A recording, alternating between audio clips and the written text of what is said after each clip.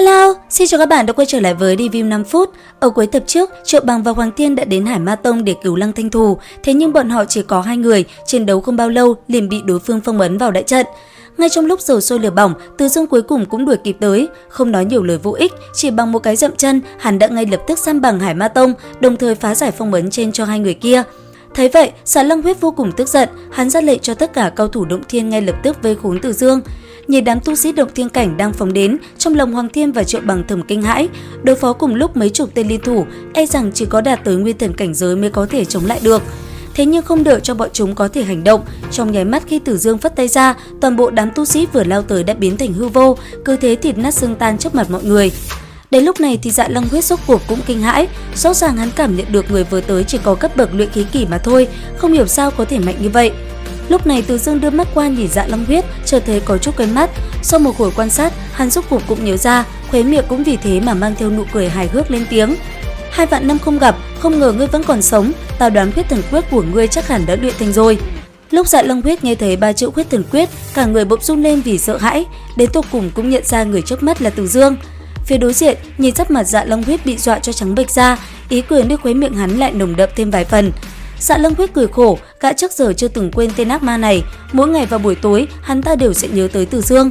Nhưng mà không phải Từ Dương đã biến mất ở 2 vạn năm trước sao? Dù thế nào đi nữa, gã ta chỉ biết hôm nay mình nhất định không toàn thây. Nhìn Từ Dương cao cao tẻ thự trước mặt, Dạ Lăng Huyết nghi hoặc lên tiếng. Ta biết, hôm nay ta không sống nổi rồi. Hiện tại, ta chỉ muốn giải đáp vấn đề khiến ta trăn trở cả đời. Tiền bối, rốt cuộc tu vi của ngươi là gì? Từ Dương mỉm cười, hắn ưu nhã trả lời, tu vi của ta, kỳ thật ngươi đã sớm biết, ta chỉ là luyện khí kỳ mà thôi, có cái gì hay mà nghi hoặc. Từ Dương cũng mặc kệ Dạ Lăng Huyết nghe xong, rốt cuộc có bao nhiêu thất vọng, hắn nhấc tay lên, một đạo kiếm quang hướng về phía Dạ Lăng Huyết vọt tới. 2 vạn năm trước, ta tín nhiệm ngươi, không ngờ rằng ngươi lại phản bội ta tha cho ngươi một mạng, không nghĩ hôm nay ngươi lại chủ động gây phiền phức cho ta, đến nước này cũng đừng trách ta vô tình. Nói xong một lời kia, kiếm quang đã đâm đến bên hông Dạ Lăng Huyết, làm cho mọi người thất kinh là gã cũng không có bất kỳ chống cự gì. Có lẽ hắn ta biết Từ Dương muốn mệnh của mình, chống cự cũng vô dụng. Sau khi tông chủ Hải Ma Tông bị Từ Dương sát hại, phàm là những người còn sống trong tông môn đều ôm mạng bỏ chạy. Từ Dương không tận lực truy sát bọn họ mà đến bảo khố thu hoạch hết tất cả những vật có giá trị đem về Thiên Lam Tông. Xong xuôi, Từ Dương quay qua phía Triệu Bằng bình thản lên tiếng: "Phu nhân của ngươi, ta nhất định sẽ cứu sống. Bởi vì bên trong Thâm Hải Lam Tâm có một sợi tàn hồn của đồ đệ ta, cho nên ta không thể đem nó giao cho ngươi dù chỉ một chút." Cũng trong lúc này, tại một nơi khác, không rõ đang diễn ra hay là trong hồi ức của Từ Dương, một đám người lạ mặt bất ngờ đột kích tông môn, thủ pháp tấn công của bọn chúng vô cùng quỷ dị.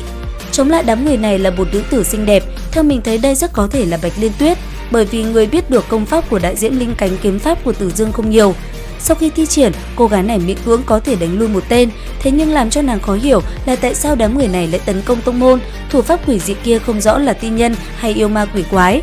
Thấy cô gái trước mắt có vẻ không đơn giản, những tên kia bắt đầu tụ tập lại một chỗ, sau khi ngồi xuống, bọn chúng tiến hành bày ra một pháp trận. Đối diện sức mạnh cường đại đến từ địch nhân, nữ tử xinh đẹp chỉ có thể liều mạng, kiếm quang trong tay nàng khẽ động, một tầng hoa văn màu xanh biếc cũng xuất hiện.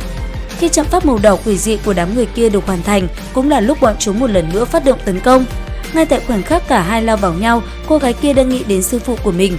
Một kích liều mạng này, e rằng nàng sẽ không còn cơ hội gặp lại sư phụ nữa. Trở lại với đám người Từ Dương, sau khi hiểu lầm đã được giải tỏa, Triệu Bằng nhìn Từ Dương cảm kích không thôi. Bởi vì phu nhân của Triệu Bằng cách nơi này không xa, nhưng theo tốc độ phi hành của linh thuyền thì phải mất mấy ngày mới đến nơi. Không lãng phí thời gian, rất nhanh theo sự chỉ dẫn của Triệu Bằng, tất cả ngồi trên linh thuyền xuất phát đến Đông Sơn Thành. Đến đây thì có hết tập 32 luyện khí 10 vạn năm, liệu rằng Từ Dương có thể như lời hứa cứu mạng được đạo lữ của Triệu Bằng hay không? Cùng theo dõi kênh để biết thêm chi tiết nha. Video đến đây là hết rồi, xin chào và hẹn gặp lại các bạn ở những video tiếp theo.